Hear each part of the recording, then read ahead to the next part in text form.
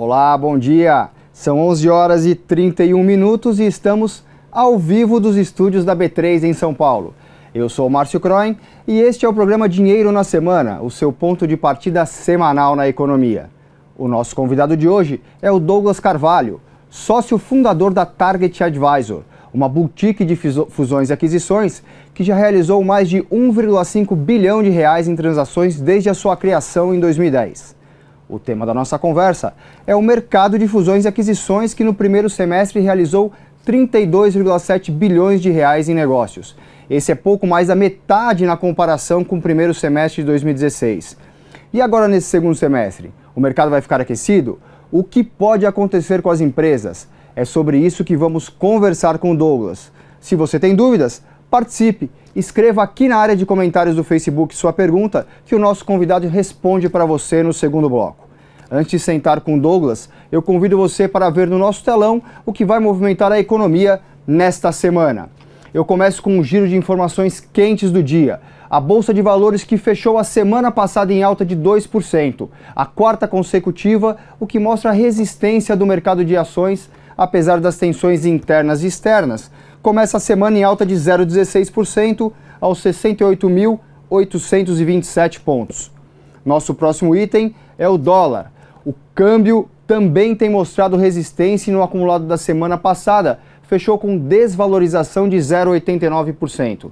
Nesta segunda-feira, a moeda americana está praticamente estável, queda de 0,01% aos R$ 3,14.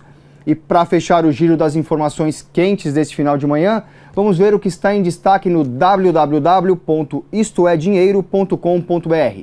A manchete do site da Dinheiro: eleições 2018, fundo público de 3,6 bilhões de reais desafia fiscalização eleitoral. Mas aqui temos um avião da Azul e a ANAC libera 4 voos semanais da Azul entre Brasil e Uruguai. E mais próximo de mim aqui, uma fusão e aquisição. Total anuncia a compra da Maersk Oil por 4,95 bilhões de dólares. Além desse conteúdo digital, eu destaco a capa da edição impressa da revista Dinheiro sobre a XP Investimentos. A empresa que acabou de ultrapassar a marca de 100 bilhões de reais sob custódia quer ser a maior casa de investimentos do país em 5 anos. Se você é um investidor da XP ou se tem interesse em saber como eles pretendem conquistar a sua poupança, vá até a banca mais próxima e adquira seu exemplar. O conteúdo também está disponível no site da Dinheiro. Eu volto para o telão para destacar a agenda da semana e o que pode mexer com seu bolso, seus investimentos e seu negócio. Na semana passada, o IBCBR, Índice que mede a atividade econômica, registrou o seu melhor resultado para um primeiro semestre desde 2014. Por isso, eu destaco o Boletim Focus, a pesquisa semanal feita pelo Banco Central com 100 economistas do país. Segundo a previsão deles, o PIB deve crescer 0,34% neste ano, uma estabilidade sobre as últimas previsões. A inflação deve ser de 3,51%, acima da previsão de 4 semanas atrás de 3,40%. Mesmo abaixo do centro da meta de 4,5%, essa alta representa um aumento do imposto dos combustíveis. E o dólar, para você que pensa em viajar, será de 3,23 reais. Para o ano que vem, PIB de 2%, inflação de 4,20% e dólar a R$ 3,39. Eu passo para terça-feira, quando a Alemanha divulga o índice de expectativa econômica do país. O resultado esperado é de 15 pontos. Sempre que o dado for superior a 0, indica confiança. Mas essa confiança chegou a superar 22 pontos neste ano. A queda pode ser atribuída à proximidade das eleições presidenciais na Alemanha. E sobre o Brasil, você acompanha daqui a pouco quando eu vou mostrar um dado sobre a confiança do Brasil. Agora eu passo para quarta-feira, quando o presidente do Banco Central Europeu, Mário Draghi, fará seu discurso cercado de muitas expectativas. É esperada uma nova condução sobre a política monetária da zona do euro, inclusive com a redução de estímulos da compra de ativos. Embora ele já venha fazendo isso, uma mudança maior pode elevar a taxa de juros na região e isso pode influenciar o Brasil, principalmente porque os estrangeiros que estão na Bolsa ou comprados em títulos públicos podem sair daqui. Passamos para a próxima tela. E na quinta-feira, o destaque é a venda de imóveis usados nos Estados Unidos. A expectativa é de uma venda de 5,6 milhões de residências em julho, queda de 0,9% sobre o mês de junho. Lembrando que o setor imobiliário no Brasil está estagnado e começando a se recuperar. Em São Paulo, por exemplo, a venda de imóveis novos no primeiro semestre registrou alta de 9,6% no período. Ainda, porém, é um mercado bastante distante de 2014, um ano considerado ainda bom para o setor. Você lembra que eu falei sobre o índice de confiança da Alemanha agora há pouco? Pois para fechar a semana, a Fundação Getúlio Vargas divulga o índice de confiança do consumidor no Brasil. O indicador que vinha em queda há 3 divulgações, muito pela crise política provocada pela delação de Joesley Batista do grupo JF, deve apresentar uma leve melhora. Os 82 pontos da medição anterior devem subir para 82,5 pontos. E antes de destacar o nosso assunto da semana, eu peço atenção ao evento sem data, mas que vai mexer com a economia do país: a votação da reforma política na Câmara dos Deputados. A discussão é sobre a bilionária verba pública para os financiamentos de campanhas eleitorais e como será o sistema de escolha do Poder Legislativo. Não dá para ignorar essa votação e você acompanha todo o desfecho nos sites da Isto É e da Isto É Dinheiro. Chegamos ao nosso destaque do programa de hoje, que são as fusões e aquisições. E eu não vou me alongar muito mais e aqui passo a palavra para o Douglas. Douglas, bem-vindo. O que esperar desse segundo semestre no Brasil depois de um primeiro semestre decepcionante? Na verdade, a gente como advisor está torcendo para que melhore sempre, né? Mas eu acho que vai acontecer, na verdade, não por causa de 2017 em si, mas muito por causa de 2015 e 2016, que foi 2 anos muito parados para o setor. Então, para quem acompanhou esse setor e vinha lá 2007, 2008, 2009, até o segundo semestre de 2014, foi uma maravilha. Depois, a crise começou a chegar em agosto de 2014, e aí 2015, 2016, infelizmente, foi muito ruim. Né? E mesmo a recuperação econômica, pelo menos essa sensação da recuperação econômica no primeiro semestre, os negócios não avançaram um pouco. Tem algum motivo? Na verdade, você tem o problema político, e aí você tem as grandes empresas, principalmente fundos de investimento estrangeiros, que olham essa confusão e vem a ordem de cima e falam, ó, segura, vai conversando com as pessoas, vai conversando com os empresários, mas não toma nenhuma decisão. Então, existem muitos negócios acontecendo, mas a tomada de decisão está sendo mais tardia. Quer dizer, pode não estar tendo negócios fechados, mas vocês, por exemplo, estão analisando e estão conversando para saber quais são as oportunidades. E antes, 2015, 2016 principalmente, você não tinha nem a conversa. Quer dizer, você tinha as pessoas, não faz nada, não perca tempo analisando, porque a gente não sabe o que vai acontecer. Hoje não. Hoje os fundos estão olhando todo tipo de ativo, voltou a olhar todo tipo de ativo, está mais lento que o normal, comparado com os 4, 5 anos atrás, mas as conversas estão acontecendo, o que já é um bom sinal, né? Uma coisa interessante que dos dados que foram passados pelo Ambima divulgou os 32,7 bilhões de reais nesse primeiro semestre, mas são 3 grandes negócios que aconteceram. Um da Valipar, um da CSA, que é a venda da participação da Thyssen para a Ternium, e a compra da Brasil Quirim pela Heineken. Mas metade desse valor são de negócios com menos de 100 milhões de reais.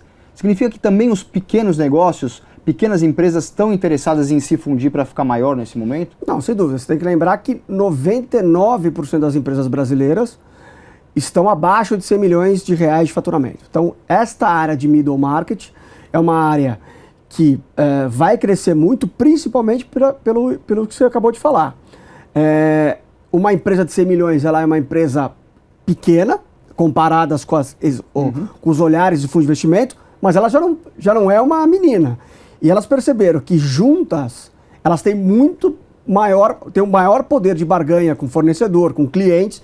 Então, elas estão começando a conversar entre si justamente para virar uma empresa de 250, de 300 milhões. Então, vai acontecer muita coisa nesse de 30, 40 até 100, 150 milhões de reais. Quais setores devem se destacar agora nesse segundo semestre pela sua leitura de mercado? Na verdade, você tem agora um boom dos investidores olhando muito para o setor de educação, não mais para faculdades, né, porque isso já consolidou, mas para colégios de uma forma geral, e saúde continua voando. Então, que querendo ou não, com crise ou sem crise, você está doente, você vai no hospital.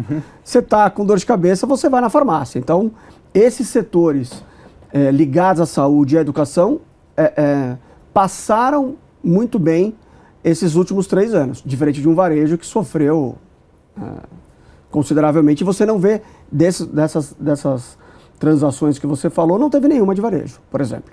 Deve ter alguma coisa nesse segundo semestre ou mais para frente, ou você continua meio reticente? Não, eu espero que tenha, mas eu acho efetivamente que o varejo já melhorou. Você vê os números de própria Renner, Riachuelo, elas já se recuperaram, que são 2 empresas que são referências.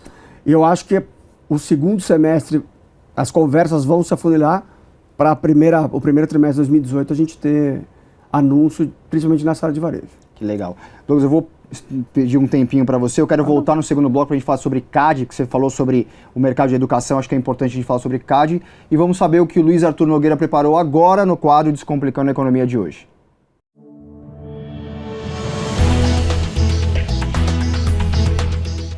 Olá pessoal, eu sou Luiz Arthur Nogueira e este é o Descomplicando a Economia, direto dos estúdios da B3 em São Paulo. O tema dessa semana é a volta do crescimento econômico. Afinal de contas, o Brasil cresceu ou não no segundo trimestre? Bom, o dado oficial do IBGE ainda não saiu, mas na semana passada, a prévia do Banco Central indicou que sim, houve um ligeiro crescimento no segundo trimestre, após uma alta também no primeiro trimestre. Com isso, o Brasil estaria crescendo há 2 trimestres consecutivos. É verdade que um crescimento ainda lento e bem gradual.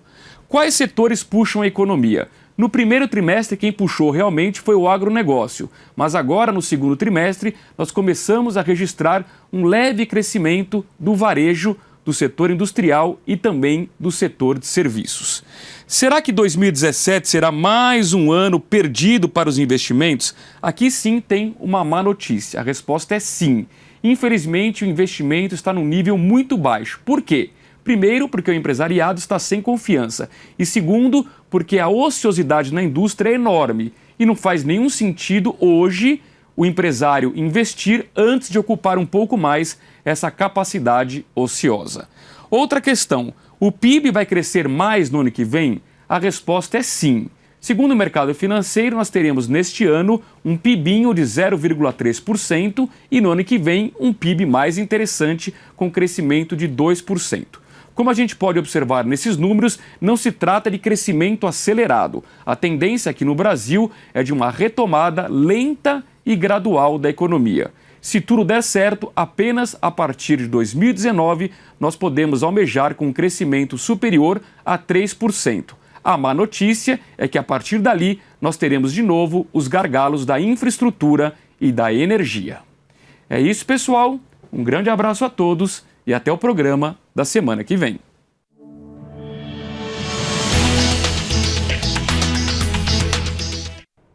De volta com o Douglas Carvalho, sócio fundador da Target Advisor. O tema do nosso programa é fusões e aquisições. Douglas, eu vou colocar só um comentário do Zé Roberto Alves que fez aqui no Facebook sobre o Brasil. Os índices proclamados são animadores, mas o grande problema ainda é a confiabilidade. É isso que está atrapalhando os grandes negócios acontecerem? Com certeza.